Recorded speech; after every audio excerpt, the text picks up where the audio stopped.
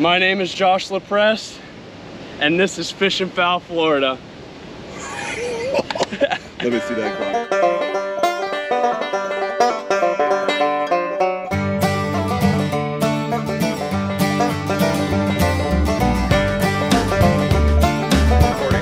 What's up, guys? My name is Kevin, aka the Canal Cowboy. I'm here with Josh, aka Fish and Fowl, Florida. What's going on? And we are trying to come up with the best rod to throw glide baits for snook. So we're actually going to make this an entire series. This is episode 1. As you guys know, we really like throwing glide baits for snook, right? Absolutely. And something that we've come down to is we've fished almost every single size rod that you can think of when it comes to catching these big snook, specifically on hard baits. And we want to share with you, in our experience, what we came up with as the ultimate glide bait snook rod. Well, first of all, the problem is that it doesn't exist. Yeah. So what we really need, because Josh tonight, so for example, guys, it's late morning right now. We've been fishing all night. Yeah. Josh caught an over 40-inch snook, which I'll probably crop into this video right now. Yeah. All right. But he caught it on. Tell him about the rod. So the rod that I'm currently fishing is an 8'6" swim bait rod, and it's bass swim bait rod. Yeah, it's a bass swim bait rod, and it's made by West Coast guys, so you don't really see this brand on the East Coast too much. It's called iRod. It is an 8'6" blank, but what we really found to be interesting about this blank is that it's a parabolic blank all the way down through the butt of the rod. But real quick, what's the line rating? Do you know? The line rating is, I'm pretty sure, 40 to 80. What? Yeah. That's wild. Sure. It's a really weird specs on the rod. But hold on, before we start getting into like the parabolic and the loading of the rod and all that stuff, is that his rod is, we consider it the small rod, right? Yes. Has very small guides, it's very light, it's very kind of, it's too small for big snook is what we're saying. Now on the other hand, I just started fishing a St. Croix Mojo Muskie 8'6" heavy fast. And tonight, in the same span that he went 1 for 1 on an over 40-inch snook, I went 0 for 2 throwing the same glide bait. Because my rod is too much. His is a little bit too little, and mine's a little bit too much. Yep, and what we actually failed to mention, there's been a lot of fishing going on within the last 24 hours. Kevin actually, this past morning, caught a pretty respectable size snook on an 8-foot. I forgot I caught that snook. Yeah. So we have caught and fought fish on 8-foot, 8'6" rods, 9-foot, and we've come down to pros and cons basically with each and every single style rod that we've been fishing, due to the fact that there's no big swim bait rods rated for saltwater fish, and in this case we're fishing for snook and tarpon. So, and piggybacking off that, I'm not trying to cut you off, but what we've kind of come down to is that his rod's a little too light, mine's a little too heavy, just like Goldilocks Three Bears. This one's too cold, this one's too hot. Yeah. So we want to find one that's just right. And we both agree that we want a nice bendy rod, a rod that's not just bendy in the tip, right? What's the technical term? It's not bendy. So it's but the whole rod. And this is where you get into that parabolic loading of the rod, and because the heavy rods pull the hook out too fast. We'll pull the hook out of the snook's mouth. The light rods are just too light to fight a big fish. So we need something in between. You want your rod for a glide bait for snook to have a lot of bend to act as a shock absorber. So when that glide is in their mouth and they start to run, the rod bends and retreats, and bends and retracts, whatever you would call it, so that the fish is not coming off. It's not like fishing a jig where you want that stout Mojo Muskie, and when they hit, you're just loading up. So, and you don't want it to be too light like yours, because you may not actually get the hook in.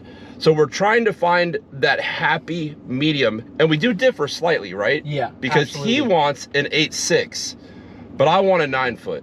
And the reasoning behind me wanting the shorter rod we'll get into a little bit later, but I really want to touch on the fact that this parabolic term we're using, basically all it comes down to is that your rod blank bends all the way throughout the rod and not just the tip.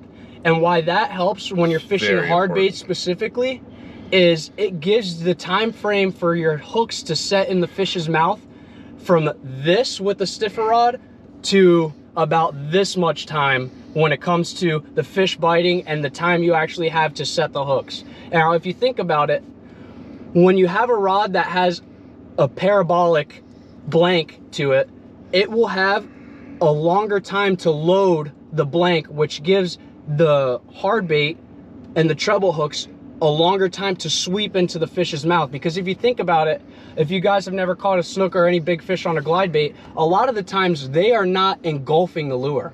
And that's where this parabolic bend really comes in. A lot of these fish are either swiping at the lure or coming in to check out and get a closer look on the lure, where they get so close that you can actually set the hook on some of these fish while they're just checking it out. And that's where this rod that we're talking about and this blank is going to be absolutely substantial when it comes down to fishing these big rods for these big fish, in my opinion. And I think what that really boils down to, the parabolic thing, because when he first explained that to me, I was like, yeah, I didn't get it at all. There's a lot of physics that goes into it, but what it really boils down to is a better hook set, for sure. And what it boils down to is maintaining constant tension, but not hard tension. Absolutely. Maintaining constant tension, but at the right amount of tension. The heavy rods are too heavy. You could maintain tension, but you're always pulling so hard that you're in danger of pulling the hook out. The other rod's a little too light that you're in danger of not really getting the hook in. But with this rod, it's that no matter how hard they run, dude, I just watched a lizard jump off a tree and catch a dragonfly. That was the coolest thing ever. ADD is really bad here. And it keeps the right amount of tension that the hook's never going to come out. You know, it's never going to go slack, and it's never going to pull too hard. It's going to be just the right amount of tension specifically for a glide bait for catching snook. Exactly. And so just to piggyback off of what he just said, when you think about using a stiffer rod that has no give, like for example, his Mojo Muskie, there is absolutely minimal time that you have to either make an adjustment on a fish turning or anything like that. And for example, what I'm trying to get this down to is that when you're fishing a rod that like we're talking about with a parabolic bend, the rod loads up almost like a jigging type blank for offshore. So what that does is you're fighting the fish with the rod and the reel. That rod allows you a luxury of making mistakes. Absolutely. The rod will cover up mistakes that you make while fighting a fish. Absolutely. That little bit of give, believe it or not, with that bend in the rod is what makes or breaks a lot of pulled hooks, believe it or not. And that's what we're trying to get at. The Mojo Muskie is a beautiful rod. I just bought it because I like it. It's great for your pulse tail mullets, your line through trouts, your line through bluegills.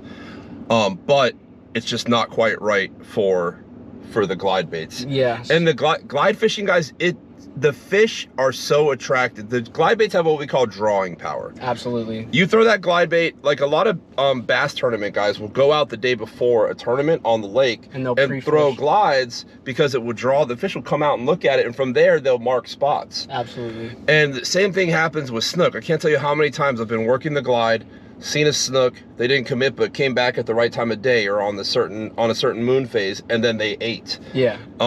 So you're going to get a lot of hits, and the idea behind this rod is that the hits you do get are going to be maximized. Yeah. One last pro tip that I want to give you guys when fishing for these big fish: a big fish would rather eat one big meal over the course of a week than 5 small meals over the course of a day. So if you guys are scared or intimidated to start picking up hard baits or big soft baits, I'm telling you, you will find out. Pick them up and you will find out. So what do you think, man? Do we know someone that makes rods? I think we know somebody that is fit for the job. Yeah? I think so. You think we should give him a ring? I think we should go see him right now. I'm in. Let's go check him out. All right, guys. We're going to go see our rod guy. And if you want to see our meeting with him, head over to Josh's channel, Fish and Fowl Florida.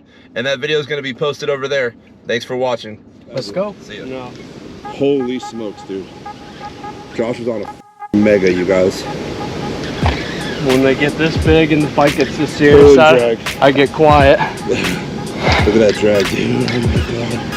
Holy smokes, Josh. Bro, this is a biggie. This is a very big fish. I'm just gonna play him out. I think I got size, the hook stuck in him. Large. So I'm gonna loosen up on the drag a little bit. Just adrenaline to the max right here, fellas. Keep these fish wet and they'll revive quick. She's already kicking off.